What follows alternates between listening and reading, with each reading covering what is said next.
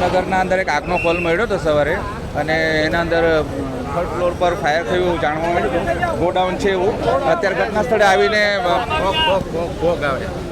3 fire સ્ટેશનથી ગાડીઓ પહેલાં રવાના કરી હતી, સરથાણા, પૂણા અને કાપોદ્રાથી. ઘટના સ્થળ પર આવીને જોયું તો 3જા ફ્લોર પર ફાયર થઈ ગયેલી હતી, સ્મોક ફેલાઈ ગયેલો હતો અને ઘટના સ્થળે આવીને ફાયર ફાઇટિંગ ચાલુ કરી.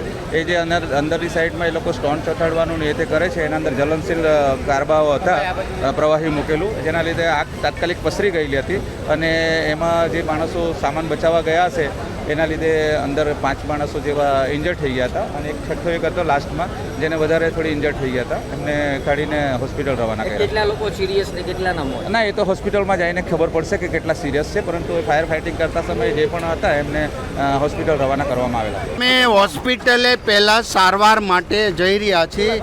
પ્રાથમિક બેઝ પર બધું ક્લીન થઈ ગયું છે અહીંયા, પણ હવે એમની કોઈની તબિયત માટે અને હોસ્પિટલમાં શ્રેષ્ઠ સારવાર મળી રહે માટે હોસ્પિટલ જઈ રહ્યો છે.